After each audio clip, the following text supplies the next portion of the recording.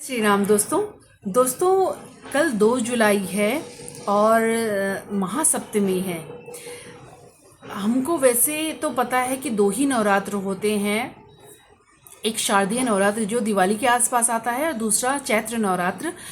लेकिन 2 और नवरात्र ऐसे होते हैं जो गुप्त होते हैं। और अगर बोलते हैं कि गुप्त नवरात्र की में अगर आप किसी भी इच्छा मनोकामना के लिए पूजा करते हैं, अनुष्ठान करते हैं, कई लोग तो कलश स्थापना भी करते हैं, तो बहुत अच्छा होता है। और कई लोग गुप्त पूजा करते हैं। तो आज हम उसी गुप्त पूजा के बारे में बात करने वाले हैं। ये जो उपाय है आपको किसी को भी बताना नहीं है। अगर कोई मान लीजिए आपके परिवार का सदस्य भी है, उसने अगर आपको पूजा करते हुए देख लिया तो आपको कुछ बोलना नहीं है, उसके बारे में कोई भी चर्चा आपको नहीं करनी है। बस आपको गुप्त तरीके से ये पूजा करनी है, ठीक है। वीडियो में आगे बढ़ने से पहले आप सबसे एक ही रिक्वेस्ट करूंगी, वीडियो अगर पसंद आए तो लाइक ज़रूर से करिएगा। चैनल पे अगर नए हैं तो चैनल को सब्सक्राइब कर लीजिएगा।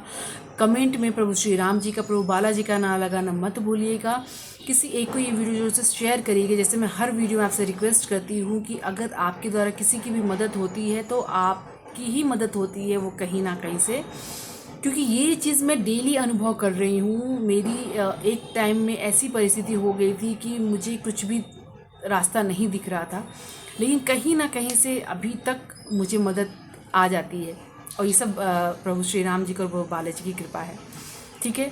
आपको करना क्या है, कल एक बहुत महत्वपूर्ण दिन है। जैसे मैंने बोला कि सप्तमी है नवरात्र का, और दूसरा कि अगर आप कल नहीं कर पाते हैं किसी अड़चन की वजह से, तो आप मंगलवार के दिन, मतलब जो शुक्ल पक्ष का मंगलवार आएगा उस दिन आप ये उपाय कर सकते हैं।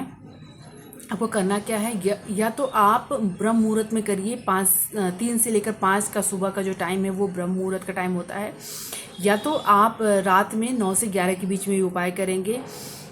बहुत ही सरल उपाय है, कोई भी आसानी से कर सकता है और आपको कुछ बाहर से लाने की ज़रूरत नहीं, सब कुछ आपके घर में ही आपको मिल जाएगा।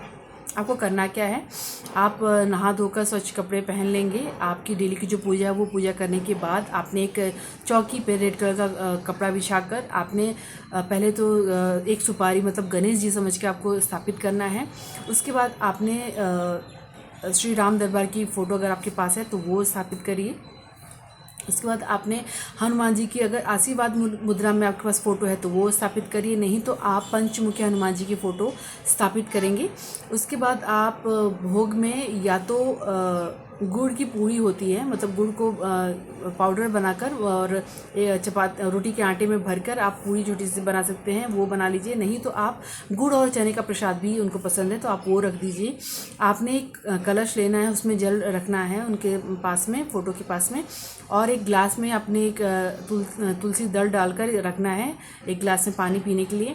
और आपने भोग प्रसाद जो आपने रखा है उसमें भी आप तुलसी दल डाल देंगे। अगर मंगलवार के दिन आप कर रहे हैं तो एक दिन पहले आप तुलसी जी के पत्ते को तोड़ लीजिए, और कभी भी तुलसी जी के पत्ते को तोड़ते टाइम आप उनको पहले प्रार्थना करिए कि मैं ये कारण की वजह से मैं ये आपको कष्ट दे रहा हूँ, ये दे रही हूँ, तो क्षमा याचना करके ही आप तुलसी जी को हाथ लगाइएगा, ठीक है।